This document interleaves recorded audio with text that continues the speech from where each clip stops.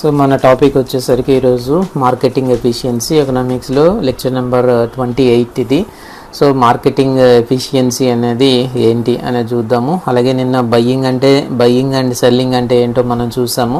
So buying మరియు selling అనేటువంటివి ఎలా చేస్తారు, దాంట్లో ఉండేటువంటి అనేక రకాలైనటువంటి పద్ధతులు ఏంటనేది నిన్న చెప్పుకున్నటువంటి క్లాస్లో మనమైతే చూసామన్నమాట. ఈరోజు వచ్చేసరికి మార్కెటింగ్ ఎఫిషియన్సీ అంటే ఏంటో ఒకసారి మనం చూద్దాం. So marketing efficiency is essentially the degree of market performance. So it is a broad and dynamic concept. Okay, marketing efficiency సామర్థ్యం అన్నమాట. మార్కెటింగ్ దీన్ని మనం ఏమంటామంటే మార్కెటింగ్ సామర్థ్యం అని చెప్పి పిలుస్తూ ఉంటాము. సో మార్కెటింగ్ సామర్థ్యము అని ఎందుకు మనం పిలుస్తాము అని అంటే దాని తాలూకు it is the degree of market performance. So the market ఏ విధంగా పెర్ఫామ్ చేస్తుంది అనేది దీంట్లో మనకు తెలుస్తుంది అనమాట. It is a broad term and a dynamic concept. Broad concept and dynamic concept. It is the ratio, ఇది ఒక నిష్పత్తి అనమాట. It is the ratio of market output. దాన్ని మనం ఏమంటున్నాం అంటే సాటిస్ఫాక్షన్ అంటున్నాం. మార్కెట్ అవుట్పుట్ని సాటిస్ఫాక్షన్ అంటున్నాం to marketing output. Market output is different from marketing input. So market output is satisfaction and marketing input is cost of resources. So రెండు అంశాలు మనకి ఇక్కడైతే కనిపిస్తున్నాయి అన్నమాట, కాస్ట్ ఆఫ్ రిసోర్సెస్ అని చెప్పేసి.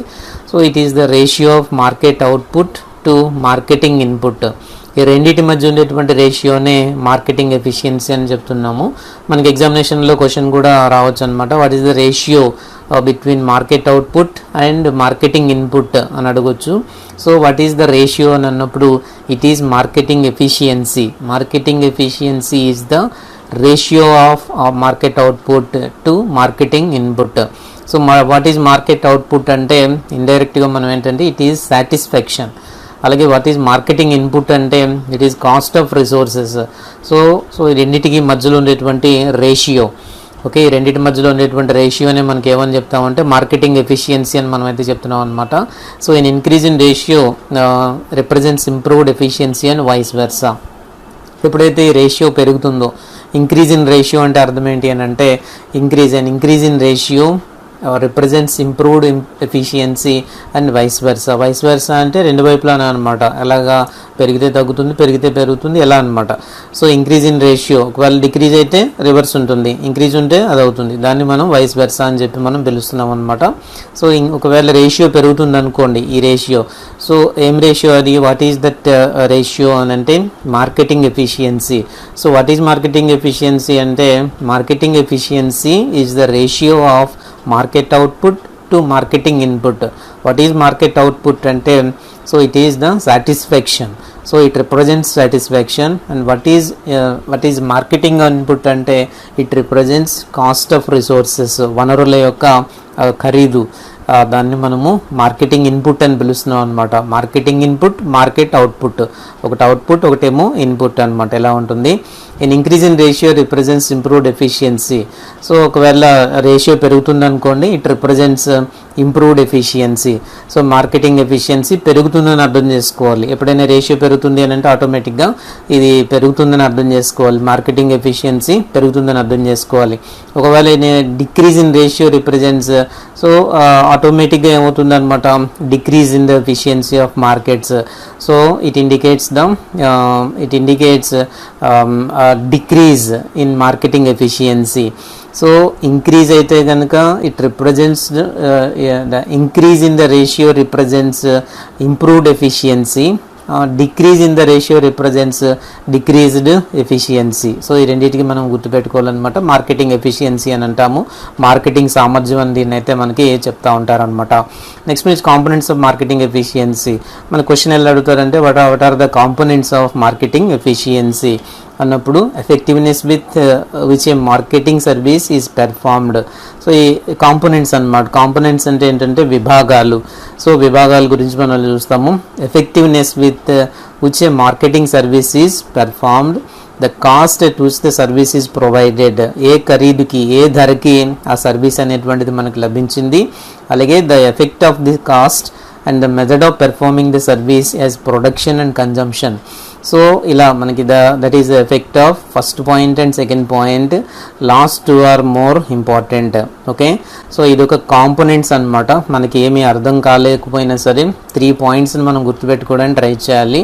So what are the components of marketing efficiency అని అంటే, first point is effectiveness with which a marketing service is performed.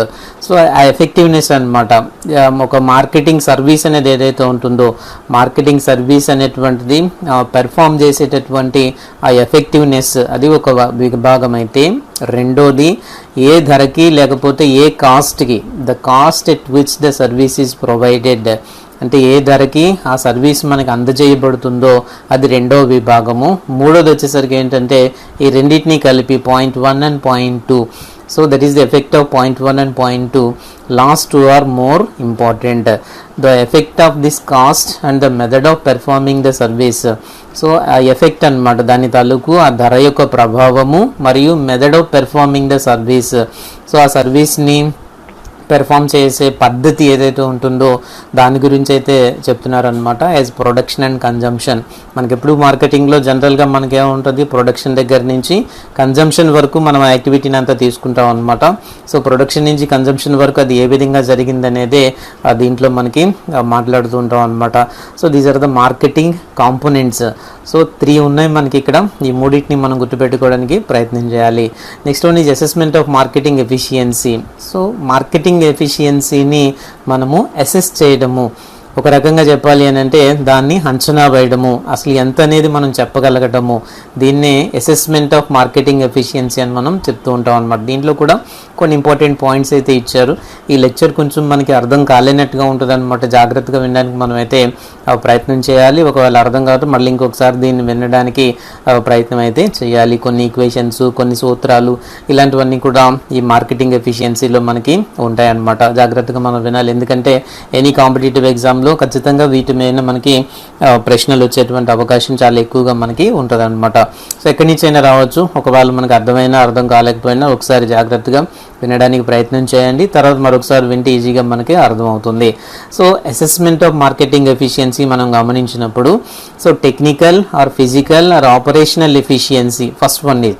ఈ అసెస్ చేయడానికి, ఈ మార్కెటింగ్ ఎఫిషియన్సీని అసెస్ చేయడం ఎలాగా అనే పద్ధతులు మనం కనుక చూస్తే, first one is technical are physical are operational efficiency. So అంటే ఏంటన్నమాట, ఇక్కడ టెక్నికల్ ఎఫిషియన్సీ అనొచ్చు, లేదంటే ఫిజికల్ ఎఫిషియన్సీ అనొచ్చు, లేదంటే ఆపరేషనల్ ఎఫిషియన్సీ అని చెప్పేసి దీన్ని పిలవచ్చు అనమాట. It pertains to the cost of performing a function. Okay, ఇది దేనికి చెందుతుంది అని అంటే it is pertaining to the cost of the ధర, లేకపోతే దాని తాలూకు కాస్ట్ అనమాట. పెర్ఫార్మింగ్ ఏ ఫంక్షన్, ఒక ఫంక్షన్ని మనము చేయడానికి, ఒక ఫంక్షన్కి సంబంధించినటువంటి ధర ఇది చెప్తుందన్నమాట. Efficiency is increased when the cost of performing a function per unit of output is reduced. So example కూడా ఇక్కడ ఉంది, స్టోరేజ్, ప్రాసెసింగ్, హ్యాండ్లింగ్, ఇవైతే ఇక్కడ ఎగ్జాంపుల్స్ అయితే ఇచ్చారనమాట. అంటే ఇక్కడ మనము ఒకవేళ నీకు ఇది అర్థం కాలేనప్పుడు సింపుల్గా నువ్వు ఎలాగ దీన్ని గుర్తుపెట్టుకోవాల్సినటువంటి అంశం అంటే write an example for technical efficiency అని అన్నారు అనుకోండి. Example is storage, processing and handling. లేదా write an example for physical efficiency అని అడిగారు అనుకోండి. ఫిజికల్ ఎఫిషియన్సీ ఇన్ మనకి చెప్తున్నారు కదా మార్కెటింగ్ ఎఫిషియన్సీ, అది చెప్పినప్పుడు ఫిజికల్ ఎఫిషియన్సీ అన్నా, టెక్నికల్ ఎఫిషియన్సీ అని అన్నా, ఆపరేషనల్ ఎఫిషియన్సీ అని అన్నా, ఈ మూడు కూడా ఒకటే కాబట్టి సో ఈ మూడింటికి కూడా ఒకటే ఎగ్జాంపుల్ ఏంటంటే storage, processing and handling. So ఇవి ఎగ్జాంపుల్స్ అనమాట. Technical efficiency, physical efficiency or operational efficiency అని అనమాట. సో ఎఫిషియన్సీ ఈజ్ ఇంక్రీజ్డ్, జనరల్గా ఏమవుతుంది అనమాట, efficiency is increased when the cost of performing a function per unit of output is reduced. So ఎప్పుడైతే ఇది చేయడానికి ఉండేటటువంటి per unit of output is reduced, so ఒక అవుట్పుట్, ఒక యూనిట్ మనకి తయారవడానికి ఎప్పుడైతే ఈ ధర అనేటువంటిది తగ్గుతుందో ఆటోమేటిక్గా ఈ ఎఫిషియన్సీ అనేటటువంటిది పెరుగుతుంది అని అర్థం అనమాట. So efficiency is increased when the cost of performing a function per unit of output is reduced. So ఒక అవుట్పుట్ యూనిట్కి తయారయ్యేటప్పుడు ఎప్పుడైతే ఆటోమేటిక్గా దాని తాలూకు ధర అనేటువంటిది తగ్గుతుందో ఆటోమేటిక్గా ఎఫిషియన్సీ అనేటువంటిది పెరుగుతుంది అనేది ఇక్కడ మనకి చెప్తున్నారు అనమాట. Efficiency is increased when the cost of performing a function per unit area, okay, per unit output is reduced. Okay, storage, processing, handling just అర్థం చేసుకోవడానికి ప్రయత్నం చేయండి. ఇంకా రెండో దానికి కూడా వెళ్తే ఇంకా కొంచెం మనకి క్లారిటీ అనేటువంటిది వస్తుంది. Second one is pricing or allocative efficiency. అది మనం ఎలా చెప్పొచ్చు అనమాట, pricing efficiency or allocative efficiency అని మనం దాన్ని అయితే చెప్పొచ్చు అనమాట. System is able to allocate farm products either over time, across the space or among the traders, processors and consumers at a point of time in such as way that no other allocation would make producers and consumers better off. Okay, నేను చదువుతున్నాను, మీకు అర్థమైనంత వరకు మీరు అర్థం చేసుకోవడానికి ప్రయత్నించండి. This is achieved by pricing the product at different stages, places, times among different users. So pricing efficiency refers to the, ఇక్కడ మనం చూస్తే కనుక pricing efficiency refers to the structural characteristic of marketing system. Bits ఇలాంటివి రావచ్చు అనమాట. So pricing efficiency refers to the structural characteristics of marketing system. So when the sellers are able to get the true value of their produce and the consumers receive the true worth of their money. So pricing efficiency అని చెప్తున్నారు అనమాట. Pricing efficiency it refers to the structural characteristics of marketing system. ఏంటది, అమ్మకందారుడికి, కొనుగోలుదారుడికి ఒక రకమైనటువంటి satisfaction ఇచ్చేటటువంటివి. So when the sellers are able to get the true value of their produce, seller ఎవడైతే ఉన్నాడో, అమ్మకందారుడు ఎవడైతే ఉన్నాడో వాడికి when the sellers are able to get the true value of their produce, so వాళ్ళకి ఆ ట్రూ వాల్యూ కనుక లభించింది అనుకోండి, అదొక ఇది పాయింట్ తీసుకుంటాము. The consumers receive the true worth of their money. So consumer అనేటువంటి వాడు సపోజ్ ఒక 100 రూపాయలు దాని మీద పెట్టి కొన్నాడు అనుకోండి, కన్జ్యూమర్ అనేటువంటి వాడు. సో వాడు పెట్టిన 100 రూపాయలకి సరైనటువంటి సాటిస్ఫాక్షన్ లభించింది అనుకోండి, అది దాని గురించి చెప్తున్నాడు అనమాట. అంటే ఏమైంది, ఇక్కడ సెల్లర్కి సాటిస్ఫాక్షన్ ఉంది, సెల్లర్కి కూడా అక్కడ ట్రూ వాల్యూ లభించింది. అతను పెట్టిన పెట్టుబడికి సంబంధించినంత వరకు అతను ఒక ప్రోడక్ట్ని అమ్మాడు అనుకోండి, దానికి సంబంధించినటువంటి ట్రూ వాల్యూ లభించింది అనుకోండి. సో సెల్లర్ హ్యాపీగా ఉన్నాడు, అలాగే బయ్యర్ ఎప్పుడైతే ఉన్నాడో బయ్యర్ కూడా అక్కడ హ్యాపీగా ఉన్నాడు. సో బయ్యర్ అంటే ఇక్కడ మనం చూస్తే కనుక కన్జ్యూమర్ అనుకుందాం, ఒకడు ప్రొడ్యూసర్ అయితే ఒకడు కన్జ్యూమర్ అనుకుందాం. కన్జ్యూమర్ కూడా వాడు పెట్టిన 100 రూపాయలకి వాడికి సాటిస్ఫాక్షన్ లభించింది. ఓకే, 100 రూపాయలకి ఇది చాలా మంచి ప్రోడక్ట్ మనకైతే లభించింది. దాన్ని మనం ఇక్కడ ఏమన్నాము అని అంటే ప్రైజింగ్ ఎఫిషియన్సీ అని మనం అయితే చెప్తున్నాం అనమాట. Pricing efficiency refers to the structural characteristics of the marketing system. Okay, so when the sellers are able to get the true value of their produce, okay, ఎప్పుడైతే వాళ్ళ సెల్లర్స్ వారికి సంబంధించినటువంటి ట్రూ వాల్యూ లభించిందని అనుకుంటారో, so the consumers receive the true worth of their money. So consumers ఎప్పుడైనా నేను పెట్టిన డబ్బుకి సరైనటువంటి ప్రోడక్ట్ లభించిందని అనుకుంటే దాన్ని జనరల్గా మనం ఏమంటున్నాము అని అంటే ప్రైజింగ్ ఎఫిషియన్సీ అని మనం చెప్పొచ్చు అనమాట. ఈ మొత్తం మీద దీన్ని గుర్తుపెట్టుకుంటే మనకి కొంత అవగాహన అయితే ఉంటుంది. రైట్, ఇక్కడ కొద్దిగా మనకు ఒక సూత్రాలు కొన్ని అయితే ఉన్నాయి, ఇవి కూడా చూద్దానికి ప్రయత్నం చేద్దాము. Empirical assessment of marketing efficiency. So marketing ఎఫిషియన్సీని కొంచెం మనం అంచనా వేయడానికి కొన్ని సూత్రాలు అయితే ఇక్కడ ఉన్నాయన్నమాట. So a reduction in the cost of the same level of satisfaction or an increase in the satisfaction at a given cost results in the improvement in efficiency. Okay, so ఇక్కడ మనకి ఏంటి ఇచ్చారు అనమాట, reduction in the cost of the same level of satisfaction or an increase in the satisfaction at a given cost results in the improvement in efficiency. Coal and wool వీళ్ళు చెప్పారనమాట. ఇది పేర్లు మనకి కొంచెం ఇంపార్టెంట్. వీళ్ళు చెప్పినటువంటి సిద్ధాంతాలు ఆల్రెడీ ఇంతకుముందు మనకి అనేక సందర్భాల్లో ఎగ్జామినేషన్లో అడిగిన సందర్భాలు కూడా ఉన్నాయన్నమాట. కోల్ మరియు వూల్ అనేటువంటి వాళ్ళు, Kohl KHOLS Kohls and Uhl UHL, ఈ సైంటిస్టుల పేర్లు అయితే ఇంపార్టెంట్ అనమాట. సో మార్కెటింగ్ సామర్థ్యాన్ని అంచనా వేసేటటువంటి ఒక సూత్రం గురించి అయితే వీళ్ళు ఇక్కడ చెప్తున్నారనమాట.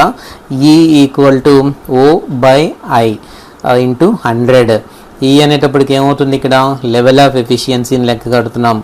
O అనేటువంటిది ఏంటి అంటే value added to the marketing system and I refers to the real cost of marketing అని. సో ఇందులో మనకి ఏం చెప్తున్నారు, reduction in the cost for the same level of satisfaction. ఇక్కడ వరకు ఒక పాయింట్ అండి. సో ఇక్కడ నుంచి మళ్ళీ రెండవ పాయింట్ స్టార్ట్ అవుతుంది అనమాట. R అన్నాడు కదా, an increase in the satisfaction at a given cost. Okay, ఇలా అన్నమాట. Increase in the satisfaction, reduction in the cost of the same level of satisfaction. Okay, increase in the satisfaction, decrease in the satisfaction, ఈ రెండింటి మధ్య ఒక equation అయితే మనకి ఇక్కడ చెప్తున్నారనమాట. సో ఏం చెప్తున్నారు, and increase in the satisfaction at a given cost results in the improvement in efficiency. ఏం ఎఫిషియన్సీ అంటే మార్కెటింగ్ ఎఫిషియన్సీ అని చెప్పేసి. Reduction in the cost for the same level of satisfaction, ఒక రిడక్షన్ ఇన్ ద కాస్ట్ అనమాట. Reduction అంటే తెలుసు కదా, తగ్గింపు, తగ్గడం అనుకోవచ్చు మనము, రెడ్యూస్ అవ్వడం అనమాట. సో రెడ్యూస్ అవ్వడం, దేంట్లో రెడ్యూస్ అవ్వడము, cost.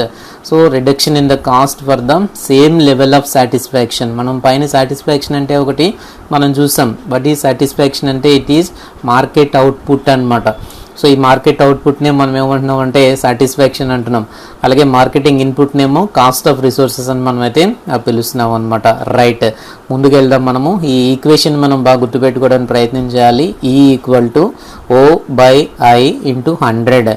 So E represents level of efficiency, O represents value added to the marketing system, I represents real cost of marketing. ఈ సూత్రాన్ని అయితే మనం గుర్తుపెట్టుకోవాలి. దీని గురించి ఎవరు చెప్పారు అని అంటే కోల్స్ మరియు ఉల్, UHL, కోల్ మరియు ఉల్ అనమాట. రైట్, ఇంకొక సూత్రం దీని గురించి కూడా ఉందన్నమాట. మరొక సూత్రం ఏంటంటే shepherd's formula of marketing efficiency. So already మనకి మార్కెటింగ్ ఎఫిషియన్సీలో ఒక సూత్రాన్ని అయితే మనం చూసాము. సో ఫస్ట్ సూత్రము ఇది ఎవరు, కోల్ మరియు ఉల్ అనేటువంటి వాళ్ళు ఇచ్చారు, ఈ ఈక్వల్ టు O/I ఇంటూ 100 అని చెప్పేసి. సెకండ్ ఫార్ములా ఈ షెఫర్డ్స్ ఫార్ములా మనం ఇక్కడ గమనించేటట్టయితే ME equal to V/I -1 into 100, ఇది సూత్రం అనమాట. అలాగే మనకి థర్డ్ అప్రోచ్ కూడా ఉంది ఇక్కడ, ఆచార్యాస్ అప్రోచ్ అని చెప్పేసి మరొక అప్రోచ్ కూడా మనం ఇక్కడైతే చూస్తాం అనమాట. ఆచార్య అప్రోచ్ అని చెప్పేసి కొద్దిగా డిఫికల్టీగా ఉండేటువంటివి, అర్థం కాలేకపోయినా ఇది మెయిన్ ప్రాథమికంగా ఉండేటువంటి సూత్రాలు. అవి ఎవరు చెప్పారు, ఆ సూత్రాలకు ఉన్నటువంటి అవి దేనికి రిప్రజెంట్ చేస్తున్నాయి అనేటువంటి అంశాలన్నీ కూడా మనమైతే తెలుసుకోవాలి. ఓకే, సెకండ్ వన్ ఈ షెఫర్డ్స్ ఫార్ములా ఒకసారి మనం చూస్తే ME, వాట్ ఈజ్ ME అంటే index of marketing efficiency. So index అనమాట, దానికి సంబంధించినటువంటి ఒక డిస్క్రిప్షన్ లాంటిది. Okay, marketing index. So index of marketing efficiency. So దీన్నే మనకి ఏమన్నారంటే ME అని చెప్తున్నారు, marketing efficiency. So marketing efficiency ఇదొక ఇండెక్స్ అనమాట, అదొక సూచిక. ఇండెక్స్ అంటే జనరల్గా మనకు తెలుగులో కరెక్ట్ మీనింగ్ ఏంటంటే సూచిక. ఏంటా సూచిక అంటే ఇండెక్స్ ఆఫ్ మార్కెటింగ్ ఎఫిషియన్సీ. ఇందులో ME అని ఉంటుంది. V అంటే ఏంటంటే value of the goods sold, అంటే sold or price paid by the consumer. దీన్నే రిటైల్ ప్రైస్ అని మనం పిలుస్తూ ఉంటాం అనమాట. సో రెండు అంశాలు మనకి ఇక్కడ మనం చూస్తూ ఉంటాం. వాట్ ఈజ్ V అంటే value of the goods sold. So ఏవైతే అమ్మకం జరిగినటువంటి గూడ్స్ ఉన్నాయో వాటి యొక్క విలువ, లేదా price paid by the consumer. రెండు ఒకటే కదా. సపోజ్ ఒక 5 పెన్స్ ఉన్నాయి, నేను 5 పెన్నులు అమ్మాను అనుకోండి, అదే 5 పెన్నులు 5 3 15 రూపాయలకి నేను అమ్మాను, దాన్నే మనం value of the goods sold అని అన్నాం. 5 పెన్నులు 15 రూపాయలకి నేను అమ్మాను కదా, ఆ వాల్యూ. లేదు, రెండో రకంగా చెప్పాలి అని అంటే price paid by the customer or consumer. Consumer అనేవాడు ఎంత కొన్నాడు, 3 రూపాయలు పెట్టి కొన్నాడు. సో 5 పెన్నులు 3 రూపాయలు అంటే 15 రూపాయలు. కన్జ్యూమర్ పెట్టింది 15 రూపాయలు, అలా చెప్తే 15 రూపాయలు అలా అవుతుంది. లేదు అంటే వాల్యూ ఆఫ్ ద గూడ్స్ వచ్చేసరికి 15 రూపాయలు అయింది. అమ్మాం కదా, 15 రూపాయలకి అమ్మాము, 15 రూపాయలకి కొన్నాడు. సో అమ్మిన వాల్యూ లేదా కొన్న వాల్యూ అనమాట. దాన్ని మనకి ఇక్కడ వీలో సూచిస్తాము. And second one is I, total marketing cost or input of marketing. So total marketing కాస్ట్ని మనం ఇందులో చూపిస్తాం అనమాట. I is total marketing cost. పైన కూడా ఒక I ఉందన్నమాట, రియల్ కాస్ట్ ఆఫ్ మార్కెటింగ్ అని చెప్పేసి. ఓకే, ఇక్కడ కూడా ఉంది I అనేది, total marketing cost or input of marketing అని చెప్పేసి. So this method eliminates the problem of measurement of value added. So పైన ఉండేటటువంటి దాంట్లో దీంట్లో మనకి ఏం చెప్తున్నారని అంటే this method eliminates the problem of measurement of value added. ఇదొక దాని పైన ఉండేటటువంటి ఒక సమస్యని ఈ పద్ధతిలో మనం ఎలిమినేట్ చేస్తున్నాము. This method eliminates the problem of measurement of value added. Okay, measurement మన వాల్యూ యాడెడ్ ఏదైతే ఉందో వాల్యూని ఏదైతే కలుపుతున్నామో ఇక్కడ ఓ ఉంది కదా, మెజర్మెంట్ ఆఫ్ వాల్యూ యాడెడ్ అంటే ఇక్కడ ఓ ఉంది కదండి, ఈ ఓలో ఏం చెప్తున్నారు, ఓ equal to value added to the marketing system. అంటే ఏం చేయాలి, మార్కెటింగ్ సిస్టంలో వాల్యూ యాడెడ్ మనమైతే కనుక్కోవాలి. కాబట్టి ఇందులో వాల్యూ యాడెడ్ అవన్నీ కూడా లేవు. Okay, value of the goods డైరెక్ట్గా మనం వేసేస్తున్నాం కాబట్టి వాల్యూ యాడెడ్ అనేది దీంట్లో కుదరదు. కాబట్టి ఆ ప్రాబ్లమ్ని మనం ఎలిమినేట్ చేసినటువంటి ఫార్ములా అనమాట ఇది. This method eliminates the problem of measurement of value added. ఇక్కడ మనం ఏం చేయాలి, ఒకవేళ మొదటి దాంట్లో మనం చేయాలంటే మెజర్మెంట్ మనం చేయాల్సిందే. ఓకే, అక్కడ మనం చేయాలంటే ఏం చేయాలి, సో మెజర్మెంట్ మనమైతే అక్కడ చేయవలసిందే అనమాట. కానీ ఇక్కడ మనకు ఆ సమస్య అయితే మనకి లేదు, అదే మనం ఇక్కడ చూస్తున్నాం. ఈ ఓ అనేటువంటి దాన్ని క్యాలిక్యులేట్ చేయాల్సినటువంటి అవసరము ఇక్కడైతే ఉండదు. ఐ వచ్చింది ఇక్కడ v/i -1 హోల్ బ్రాకెట్ క్లోజ్ చేసిన తర్వాత ఇంటూ 100 అనమాట. This is Shepherd formula. Third one is Acharya's approach. So third one is Acharya's approach according to Acharya 2003లో ఆచార్య చెప్పినటువంటి సిద్ధాంతం అనమాట. ఏం చెప్పారు, an ideal measure of marketing efficiency. Okay, an ideal measure of marketing efficiency particularly for comparing the efficiency of alternate market channels should take into account all of the following. So Acharya కొంత దీని సూత్రంలో కొంత మార్పులు అన్నీ కూడా చేసి చెప్పారనమాట.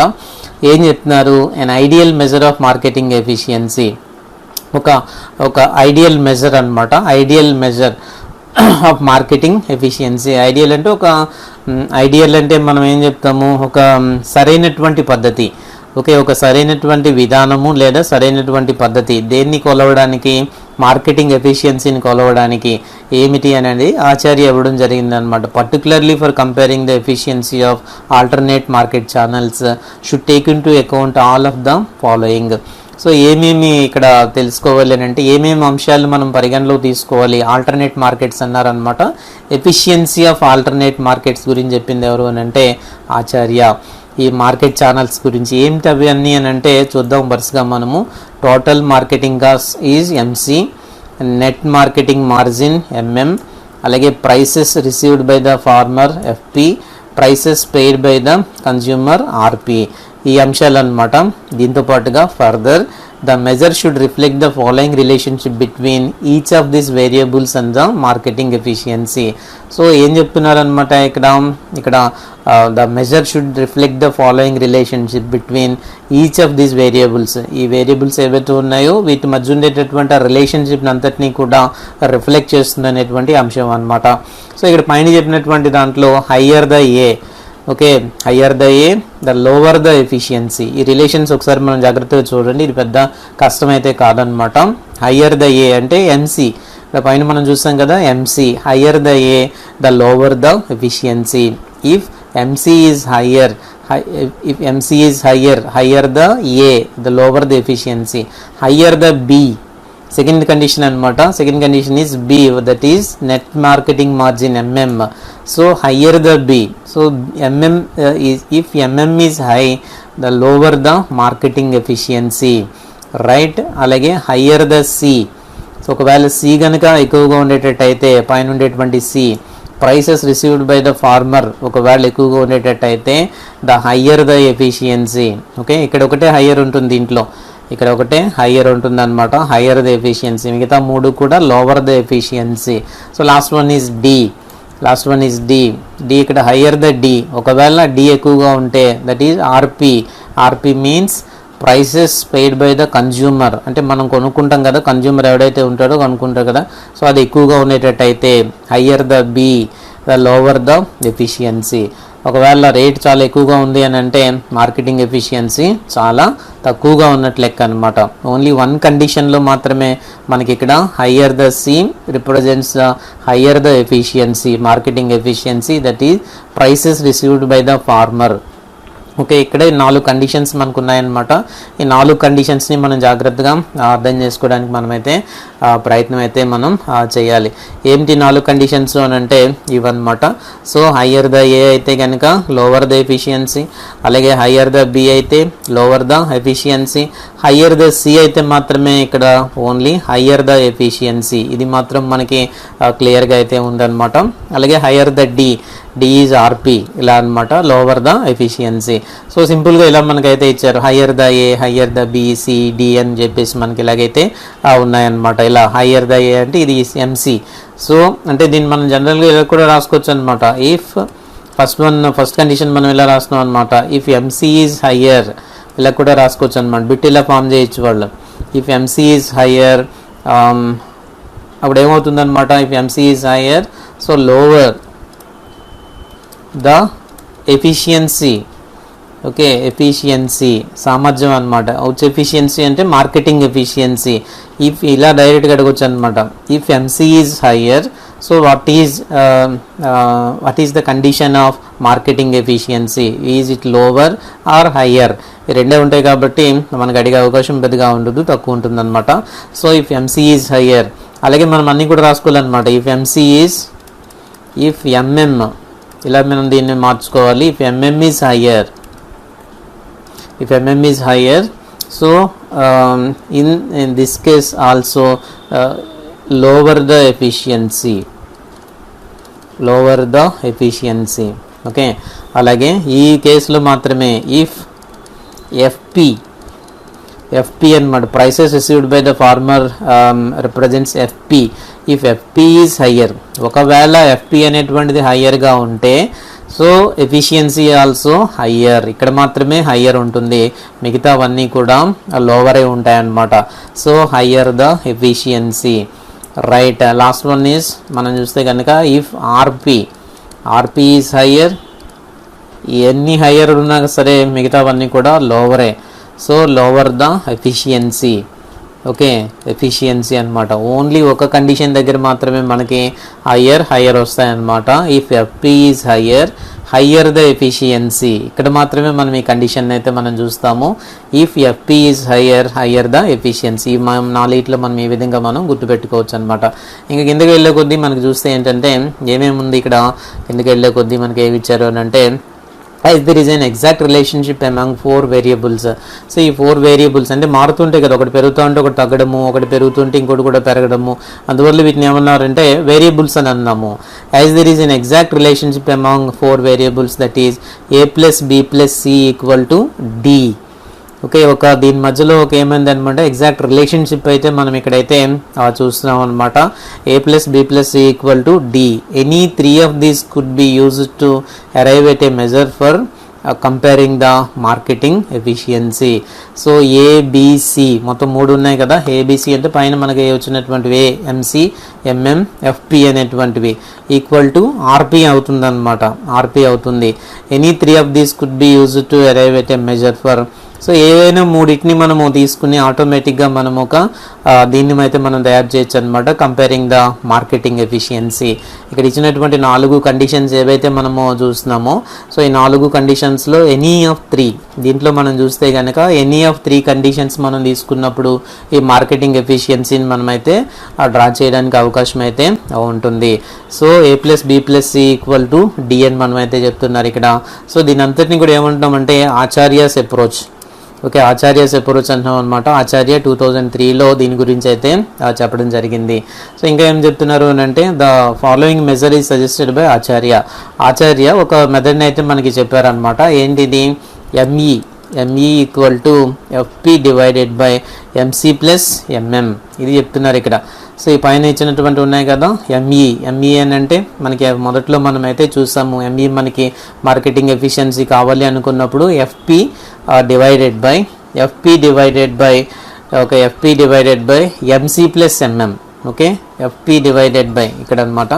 So ఇది మనకి సూత్రం అయితే మనం చూస్తాము, ఎఫ్పి డివైడెడ్ బై సింపుల్గా మనం అయితే వేసుకోవచ్చు ME equal to FP divided by MC plus MM ఇలా అనుకోవచ్చు అనమాట. ఈ సూత్రాన్ని అయితే మనము అనుకోవచ్చు. ఇది ఎవరు చెప్పారు అని అంటే Acharya. So marketing efficiency equal to FP divided by, so FP, what is FP అని అంటే మనకు పైన చూసాము ఇక్కడ price received by the farmer, price received by the farmer by MC plus MM. MC అంటే మనం చూసాం total marketing cost plus MM, what is MM అంటే నెట్ మార్కెటింగ్ మార్జిన్. సో ఇలా అనమాట. ఇదంతా మనం చేస్తే ఫైనల్గా మనకి ఏమొస్తుంది అని అంటే మార్కెటింగ్ ఎఫిషియన్సీ అయితే వస్తుంది, ఎంఈ అయితే మనకి వస్తుంది అనమాట. సో ఇది సింపుల్గా దీనికి సంబంధించినటువంటి 3 ఇంపార్టెంట్ అయినటువంటి సూత్రాలు అనమాట. సో ఈ 3 ఇంపార్టెంట్ సూత్రాల గురించి మనకి దీంట్లో మనం చూస్తూ ఉంటాము. సో ఇదంతా కూడా ఏమొస్తుంది అని అంటే మార్కెటింగ్ ఎఫిషియన్సీ అనమాట. సో మార్కెటింగ్ ఎఫిషియన్సీలో కాంపోనెంట్స్ ఆఫ్ మార్కెటింగ్ ఎఫిషియన్సీ చూసాము, అలాగే అసెస్మెంట్ ఆఫ్ మార్కెటింగ్ ఎఫిషియన్సీ, దీని అసెస్మెంట్ అంచనా వేయడం అనమాట, అది కూడా చూసాం. Technical efficiency or physical efficiency or operational efficiency ఇది చూసాము. ఎగ్జాంపుల్ కూడా చూసాం దానికి, స్టోరేజ్, ప్రాసెసింగ్, హ్యాండ్లింగ్ ఏవైతే ఉన్నాయో దీనికి ఎగ్జాంపుల్గా చూసాము. Second one is pricing efficiency, allocative efficiency, ఈ రెండింటి గురించి కూడా మనం అయితే చూసాము. ఈ రెండు కూడా అసెస్మెంట్ అనమాట, అసెస్మెంట్ ఆఫ్ మార్కెటింగ్ ఎఫిషియన్సీ అని చెప్పేసి. సో దీని తర్వాత మనం చూసినప్పుడు ఏంటంటే empirical assessment of marketing efficiency. First మనకి చెప్పింది ఎవరు అని అంటే కోల్ అండ్ ఊల్ చెప్పినటువంటి సూత్రం అయితే మనం చూసాము. సో ఈ equal to O by I into 100. So ఇది మనకి ఇచ్చినటువంటి సూత్రం అనమాట, ఇది మనకి ఇచ్చినటువంటి సూత్రము. ఇది దీంట్లో దేన్ని ఏమంటారు, ఈ అంటే ఏంటి, ఓ అంటే ఏంటి, ఐ అంటే ఏంటి, ఇవి మనం చదవాలి. ఎవరు ఇచ్చారంటే కోల్ మరియు ఉర్లు ఇచ్చారు. నెక్స్ట్ సూత్రం ఏంటంటే షెఫర్డ్స్ ఫార్ములా.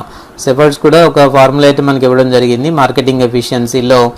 షెఫర్డ్స్ కూడా ఒక ఫార్ములా అయితే ఇవ్వడం జరిగింది. ఏమి ఇచ్చారు, V by I మైనస్ 1, దీని అంతటికీ కూడా ఒక బ్రాకెట్ పెట్టుకొని ఇంటూ 100 ఇది ఇచ్చారనమాట. దీంట్లో దేన్ని ఏమేమి అంటారు అనేది కూడా మనమైతే చూసుకోవాలి. ఎంఈ అంటే index of marketing efficiency, B equal to value of goods, I equal to total marketing cost, ఇవన్నీ కూడా మనమైతే చూడాలన్నమాట. Next last one is Acharya's approach. Acharya 2003లో మనకైతే కొన్ని వేరియబుల్స్ గురించి అయితే చెప్పడం జరిగింది. సో దీంట్లో 4 రకాలైనటువంటి వేరియబుల్స్ మనమైతే చూస్తున్నాం అనమాట. ఎంసీ, ఎంఎం, ఎఫ్పి, ఆర్పి అని చెప్పేసి 4 రకాల అంశాల గురించి అయితే మనం ఇక్కడ చూస్తున్నాము. ఈ 4 వేరియబుల్స్ మనకి చూస్తే కనుక ఒక్కొక్కటి పెరుగుతూ ఉంటే ఆ తర్వాత మార్కెటింగ్ ఎఫిషియన్సీ ఏ విధంగా మారుతుంది అనేది మనకు చెప్పారు.